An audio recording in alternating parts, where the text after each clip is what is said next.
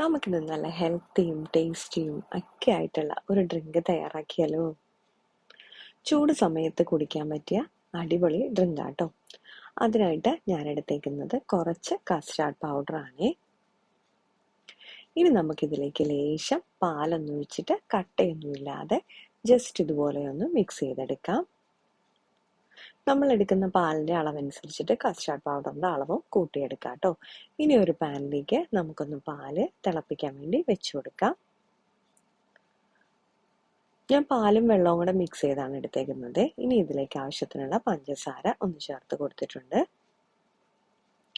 അതിനുശേഷം ഇതുപോലെ ജസ്റ്റ് ഒന്ന് നമുക്ക് ഇളക്കി കൊടുക്കാം. ഇനി നമുക്ക് ഈ സമയത്ത് ഇതിലേക്ക് ചേർക്കേണ്ടത് നമ്മൾ മിക്സ് ചെയ്ത് വെച്ചേക്കുന്ന കസ്റ്റാർഡിന്റെ മിക്സ് ആണ്. കാരണം നമ്മൾ പൗഡർ ഇതുപോലെ മിക്സ് ചെയ്തതിന് ശേഷം വേണം നമ്മൾ തിളയ്ക്കാൻ വെച്ചേക്കുന്ന പാലിലേക്ക് ചേർത്ത് കൊടുക്കാനായിട്ട്. അല്ലെങ്കിൽ നമ്മൾ പൊടിയായിട്ട് ഇതിലേക്ക് ചേർത്ത് കഴിഞ്ഞാൽ പെട്ടെന്ന് കട്ട പിടിച്ച് പോകും. ഇനി നമുക്കിതൊന്ന് തിളച്ച് വരുമ്പോൾ ഞാനിതൊന്ന് ഓഫ് ചെയ്ത് വെച്ചതാണ് കേട്ടോ. തിളയ്ക്കുന്നതിൻ്റെ വീഡിയോ മിസ്സായി പോയതാണ്. അതിനുശേഷം ഞാനിതൊന്ന് കൂൾ ചെയ്ത് എടുത്തിട്ടുണ്ട്. കുറച്ച് നേരം ഒന്ന് പുറത്ത് വെച്ചതിന് ശേഷം ഞാൻ ലേശം ഒന്ന് ഫ്രിഡ്ജിൽ വെച്ചിട്ട് കുറച്ചുകൂടി ഒന്ന് തണുപ്പിച്ച് എടുത്തിട്ടുണ്ട്. നമുക്ക് തണുത്തതിനകത്തോട്ട് കുറച്ച് ഫ്രൂട്ട്സ് ഒക്കെ ഒന്ന് ചേർത്ത് കൊടുക്കാം.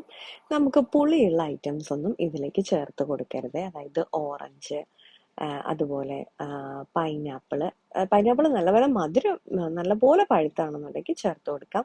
അല്ലെന്നുണ്ടെങ്കിൽ പാലിലേക്ക് ആയതുകൊണ്ട് പൈനാപ്പിൾ ചേർത്ത് കൊടുക്കാതിരിക്കുന്നതാണ് നല്ലത്. അതുപോലെയുള്ള സിട്രസ് ആയിട്ടുള്ള ഫ്രൂട്ട്സ് നമ്മുടെ ഈ പാലിൻ്റെ മിക്സിലേക്ക് ചേർത്ത് കൊടുക്കാതിരിക്കുന്നതാണ് നല്ലത്. അപ്പോൾ എളുപ്പത്തിൽ തയ്യാറാക്കാവുന്ന വളരെ ടേസ്റ്റി ആയിട്ടുള്ള നമ്മുടെ കസ്റ്റാർഡ് പൗഡർ കൊണ്ടുള്ള ഒരു ഡ്രിങ്ക് ഇവിടെ തയ്യാറായിട്ടുണ്ട്. ഇനി നമുക്ക് ഇതിലേക്ക് ചേർക്കാവുന്നത് കുറച്ച് സബ്ജ സീഡ്സ്, അതായത് നമ്മുടെ കസ്കസ് എന്ന് പറയും, അത് ഒന്ന് സോക്ക് ചെയ്തിട്ട് ചേർത്ത് കൊടുക്കാം. ഞാനിപ്പോൾ ചേർത്ത് കൊടുത്തത് ചിയ സീഡ്സ് ആട്ടോ. ഇതിൽ രണ്ടിൽ ഏത് വേണമെന്നുണ്ടെങ്കിൽ നമുക്ക് കുറച്ചൊന്ന് ഇതിലേക്ക് ചേർത്ത് കൊടുത്തിട്ട് ജസ്റ്റ് ഒന്ന് മിക്സ് ചെയ്തെടുക്കാം.